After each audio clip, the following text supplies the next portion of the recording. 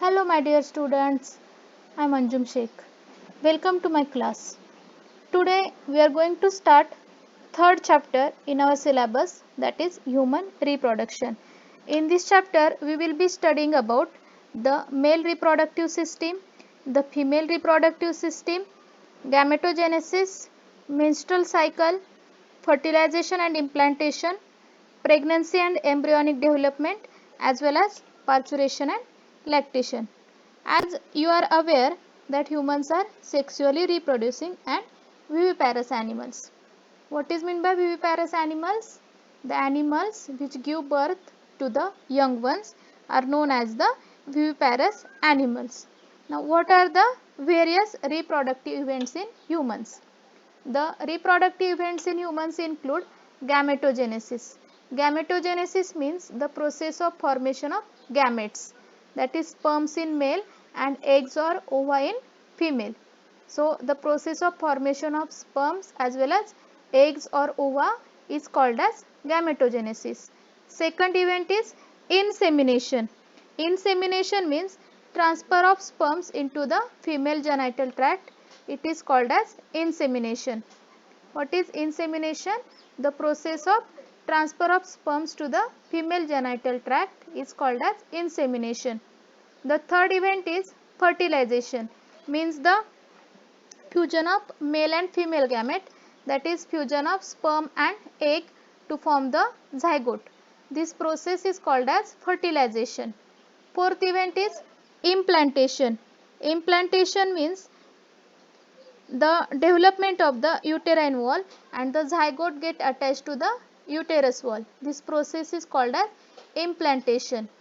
Fifth step is gestation. Gestation means the embryo development. It is called as the gestation.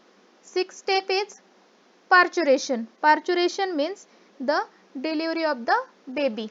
It is known as parturition. So these are the main reproductive events in humans. Gametogenesis, second event is insemination, third is fertilization, fourth implantation means the zygote gets attached to the wall of uterus, then gestation means the process of embryonic development, parturition means the process of the delivery of the baby is called as parturition.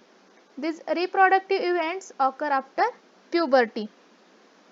There are remarkable differences between the reproductive events in male and in the female.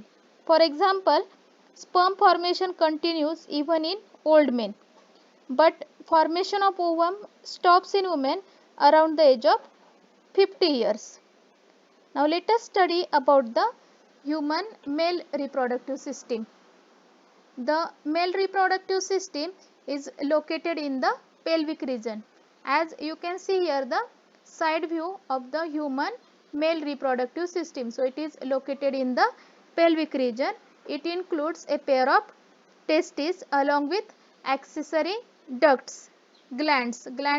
It includes accessory ducts as well as glands such as prostate glands, vulvourethral glands, prostate glands, etc. As well as it has the external genitalia which is known as penis. The testes are located outside the abdominal cavity within a pouch. That pouch is called as the scrotum. Here you can see that the testes are located outside the abdominal cavity in a pouch. That pouch is called as scrotum. Why this is so? Because the process of formation of sperms requires lower temperature, and the temperature of the scrotum is 2 to 2.5 degree centigrade less than the normal body temperature. So here the process of formation of sperms takes place. That's why the testes are located outside the abdominal cavity. In adults, each testis is oval in shape with a length of about 4 to 5 centimeter and width 2 to 3 centimeter.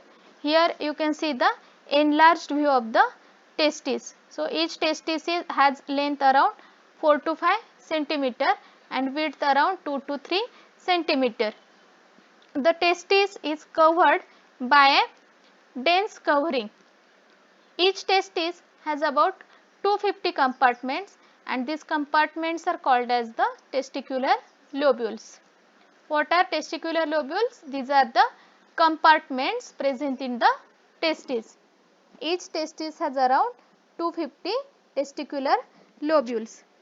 Each lobule contains 1 to 3 highly coiled seminiferous tubules. As you can see in this diagram, that the coiled structures are present inside the testicular lobules. So, such coiled structures are called as the seminiferous tubules, in which sperms are produced. Means these are the sites of sperm production. Each seminiferous tubule is lined on its side by the two types of cells called as male germ cells, which are known as the spermatogonia, and the Sertoli cells. Here you can see the spermatogonia as well as Sertoli cells are also there.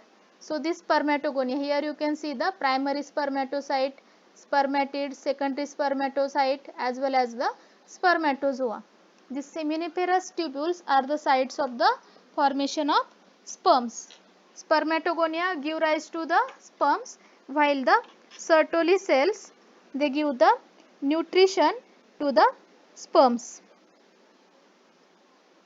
Here you can see the sectional view of the seminiferous tubule of the human male. The regions outside the seminiferous tubules are called as the interstitial spaces. See, this is the sectional view. So, this is the section of the seminiferous tubule, while the regions outside the seminiferous tubule, it is called as the interstitial space. This interstitial space contains small blood vessels and the interstitial cells or the Leydig cells. See, such group of cells are present. These are called as the interstitial cells or the Leydig cell. Here also you can see the interstitial cells or the Leydig cells. The Leydig cells synthesize and secrete very important testicular hormone called as androgen. This androgen is very important hormone necessary for the secondary male characteristics.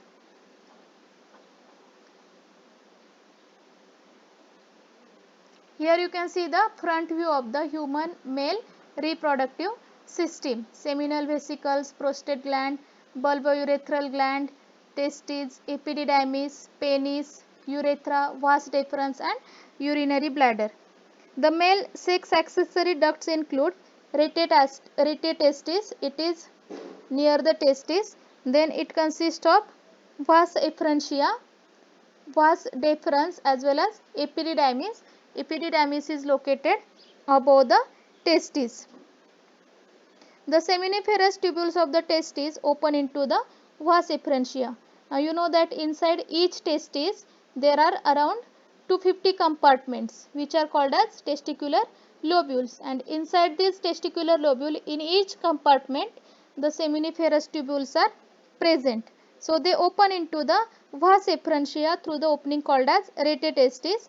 Then they open into the epididymis. This structure above the testis is called as epididymis. The epididymis leads to the vas deferens. See this pipe-like structure, it is called as the vas deferens. That ascends to the abdomen and loops over the urinary bladder. So this vas deferens, see, after formation sperms are released into the epididymis. Through epididymis sperms go into the vas deferens. Vas deferens is looped or coiled over the urinary bladder. It receives a duct from seminal vesicle and opens into urethra. Here it receives a duct from the seminal vesicle. See, it opens here, it receives a duct from seminal vesicle and it opens into the urethra.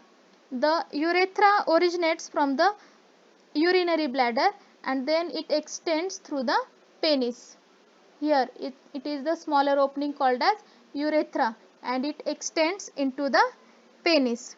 The urethra originates from the urinary bladder extends through the penis to its external opening called as urethral meatus. The external opening of the penis is called as the urethral meatus. The penis is the male external genitalia. Here you can see the male external genitalia. This is known as the penis. It is made up of special types of tissue that helps in the erection of the penis to facilitate the insemination. The enlarged end of penis called as the glans penis. See, this one is the enlarged end of the penis, which is called as the glans penis. It is covered by the loose fold of skin, and that loose fold of skin is called as the foreskin. The male sex accessory ducts, these are rete testis, vas efferentia, epididymis and vas deferens. The male sex accessory glands include paired seminal vesicles, a prostate gland and a paired bulbourethral glands.